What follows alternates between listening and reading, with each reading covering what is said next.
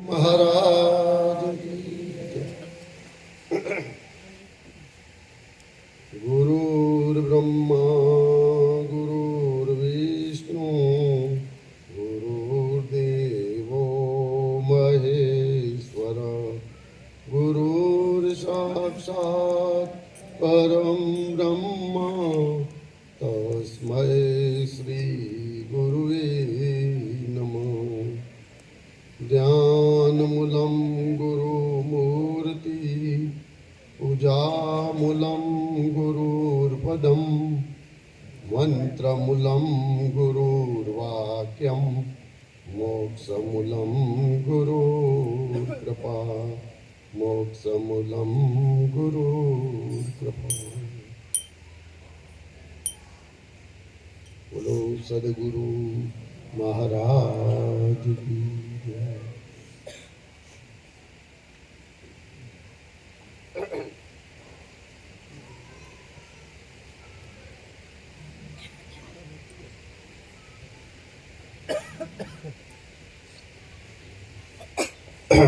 ગુરુ મહારાજની કૃપા જુઓ કેટલી બધી છે.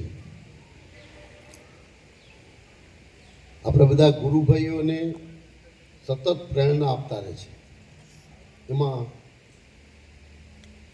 ડાકોરના ઠાકોરના સ્થળમાં આપણે બધાને એકત્રિત કર્યા છે. એમાં હરેશભાઈના અને એમના પરિવારના સભ્યો દ્વારા આ સુંદર મજાનું ભજન ભોજનનો સંત મેળાવડો શરીરને જોતું અન્ન પાણી પદાર્થ પ્રસાદી આપે છે અને મનને અને આત્માને જે જુએ છે એ બાપુના અમૃત વાણીનો લાભ પણ આપી રહ્યા છે. તો કેટલા ધન્ય એ છે જીવ કે જે આપણે અહીંયા ડાકોરમાં પરમાત્માના સ્થળમાં રાખીને આપણે નવા વર્ષની શરૂઆતથી જ સતત જાગૃતિમાં લાવવા માટે, સતત સત્સંગમાં રહેવા માટેની અને સતત ગુરુ મહારાજની દયા ઉપર ઉતરે એના માટેના આ વર્ષના શરૂઆતના દિવસથી આપને એક પ્રેરણારૂપ બની રહ્યા છે. તો આપણી પણ એક ફરજ બને છે કે ગુરુ મહારાજના ચરણમાં આપણે એમના પરિવાર તથા એમના જીવનમાં જ્ઞાન, ભક્તિ અને ઐશ્વર્યનું પ્રવાહ સતત વધતો રહે અને આવા નવા સંત મેળાવડા કરતા રહે એને ગુરુ મહારાજના ચરણમાં પ્રાર્થના સહ આપણે એનું ધન્યવાદ કરીએ. બીજું થોડું બાપુજીએ અનુભવની વાત કરી છે એટલે થોડું આમ તેમ હશે, પણ ક્યાંક અહંકારની ભાષા આવે તો હું ગુરુચરણમાં સોંપું છું. બાપુએ કહ્યું, અને ઘણા સમયથી આ બોધ પામ્યા પછી રખડવાનું ઘણું આવ્યું હતું અને જ્યાં સુધી મને પોતાને ચેતન આત્મા હું છું એ વાતો સાંભળી પણ અંદર અનુભવ નહોતો થતો. એટલે હું 10 થી 12 જગ્યાએ એવા સંત પુરુષનો યોગ કરવા ગયો, પણ જ્યાં સુધી અંદરથી મને પ્રેરણા ના થઈ, અંદરથી આત્મા ના ઓળખાણો, એટલે હું ફરતો રહ્યો. આ અનુભવની વાત છે એટલે પાછું આજે કહી રહ્યો છું. અને દરેકને જીવનમાં અનુભવ થતા જ હોય છે. એટલે ભક્તિરૂપના ગુરુ કર્યા, ક્યાંક કર્મથી આશ્રમમાં સેવાથી કરીને કર્યું, ક્યારેક સાધના કરી, ક્યારેક યોગ પ્રણામ કર્યા, પણ સારું આત્માની ઓળખ ના થઈ. એટલે હું રખડતા બાપુના સ્થાને જેસડા અમારા કાકાશ્રી ગંગારામભાઈ લઈ ગયા. મને કે આટલું તું કરો, થોડું આટલું કરી લે. તો 1996માં કાકા મને લઈ ગયા. મને કે તારામાં ભક્તિનો ભાવ દેખાય છે, પણ હવે એની જોડે સમજણ ભળી જશે ને તો એક જ્ઞાન યોગનો પ્રવાહ વધશે. તો મેં કીધું ચલો કાકા જઈએ. અને ગયા ખરા અમે. તો અમારી પરીક્ષા ગુરુ મહારાજે 2 થી 3 વખત પાછું આવવું પડ્યું એવી પરીક્ષા થઈ. જે બોધ આપનાર હતા આચાર્ય પદે સુરસંગજી મહારાજ, પહેલી વખત ગયા, બોધનું નામ લખાઈ ગયું એટલે હોશે ગયા, પણ સુરસંગ ભગતનું ત્યાં આવવા માટે કંઈક વિઘ્ન નડ્યા એટલે આવ્યા નહીં. એટલે પહેલી વખત કેન્સલ થયું. બીજી વખત જવાનું થયું ત્યારે પણ તાવ આવી ગયો, કંઈક પાણી ભરાઈ ગયું કે એવું હતું એટલે આવી ના હતા. તો મને નક્કી થઈ ગયું કે આપણે જો પ્રાપ્ત કરવું હોય તો ગુરુ મહારાજ પરીક્ષા તો કરશે. જો આપણે દગી જઈશું તો આત્માની ઓળખ નહીં થાય. અને આ દ્રઢતાથી નક્કી કર્યું અને ગુરુ મહારાજે પ્રગટ કરી આપ્યું. અને એ રસ્તે ચાલતા પાછા 10 વર્ષ પાછો સંશય પહેવા માંડ્યો ત્યાં યોગ કરાવેરા, પ્રાણાયામ કરાવેરા, ધ્યાન કરાવેરા, ત્યાં જઉં તો પાછો 10 વર્ષ નીકળી ગયો. 96 ને 10 2006 સુધી આ રીતે વ્યક્ત થતાં થતાં સંશયની જિંદગી જીવતા રહ્યા. અને કોઈ સાધુ સંત મળે તો એની સેવા કરીએ, સાધુ સંત ભેગા સહવાસ કરીએ, સમાગમ કરીએ, પણ પેલું જ્ઞાન એટલું બધું હજુ પાવરધું થયું નહોતું. પણ ધીરે ધીરે નિશ્ચય અને નિષ્ઠાના ઘરમાં આવ્યા પછી કંઈ યાદ રાખવું પડે, વાંચવું પડે એવું ના આવ્યું ધીરે ધીરે. એટલે પછી પાછું મને એમ થયું કે આજે જ્ઞાન યોગ છે ને એટલે આપણે જેસડા જ જવું પડશે હવે પાછું. અને છેલ્લા 10 વર્ષથી જેટલું થાય ગુરુ મહારાજ કરાવે છે, બોલાવે છે, કર્મ કરાવે છે ગુરુ મહારાજ, એ કરતાં કરતાં ખરેખર એક અનુભવની આપને જ્યોતિ જાગી છે. અને એ જ્યોતિનો આજે આ પરિણામ સ્વરૂપ આજે અનુભવ રજૂ કરી રહ્યો છું. કારણ કે ગુરુ મહારાજનું જ્ઞાન જે એમ કે અમે એટલું જ્ઞાન આપીને તમારા ગુરુ થતા નથી એવું વર્લ્ડમાં કોઈ બતાવી શકે તો આપણે એમને પ્રણામ કરીએ. બાપુજી એટલું જ્ઞાન આપ્યું, પૂજા કરો તો આ બેઠા એને ગુરુ ના માનજો. આને જો ગુરુ માનશું તો ભૂલા પડશો. જો દેહને ગુરુ માને તો તમે દેહ છો, તો તમે ગુરુ નથી, ઓળખી લો ને. બાપુજી એમ કહેતા. પણ એમાં બોલનાર છે એ સ્વયં છે, શબ્દ ગુરુ છે, અને શબ્દ પછી છૂટી જાય છે. પણ સ્વયં પરમાત્મા સ્વરૂપ આખી વર્લ્ડનો માલિક બનાવી દે છે ગુરુ મહારાજ, વિચાર કરો.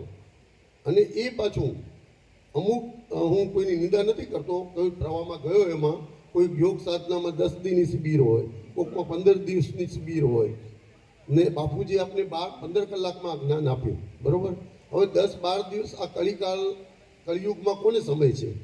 અને એ પછી એ સાધના માટે સમય આપવો પડે છે. એટલે હું તો હમણાં ગયો એમાં 4થે દીથી આપણું 5મે દીથી મૌન તૂટી ગયું.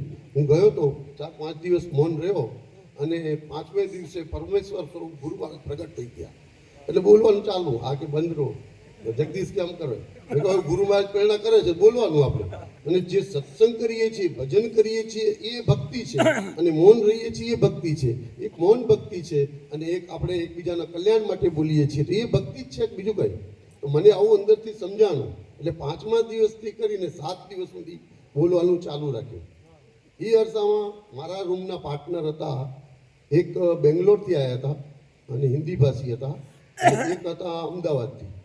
તો એ જે સમય દરમિયાન વાર્તાલાપ થતાં ભજન ગાવાનું ચાલુ રહેતું.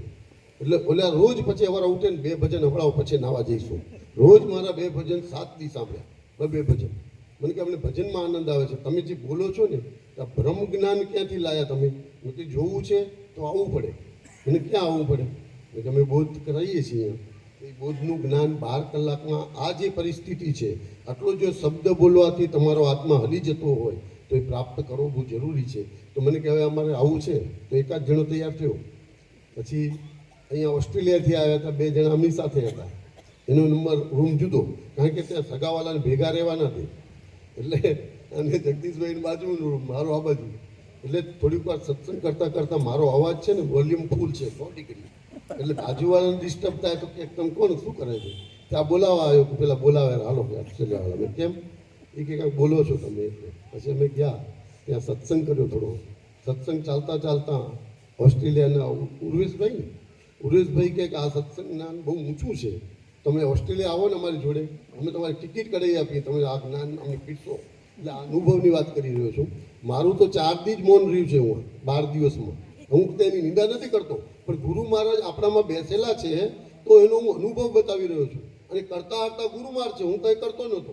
અને હું એક જ વાક્ય વાપરતો હતો કે બોલવાનું અને મૌન રહેવાનું એ ભક્તિ છે, અને સત્સંગ ને ભજન કીર્તન કરો એ પણ ભક્તિ છે. પણ કયા સ્થાન પર રહીને તમે કરો છો એ નક્કી કરો, એ પોતે જાણે, બીજાને તો કંઈ ખબર ના હોય. એટલે મને ઘણા એમ કે બોલવાનું ધીમું કરો, એટલે કે તમે ભલે સત્સંગ કરો ધીમું કરો, વોલ્યુમ મોટો છે હવે એમાં ઓછો કેમ કરી શકું? તમે કરો થાય કાન વાટો મારો, એ કાન વાટે નહીં થાય કે ઓસ્ટ્રેલિયા મજાક કરાવી પછી.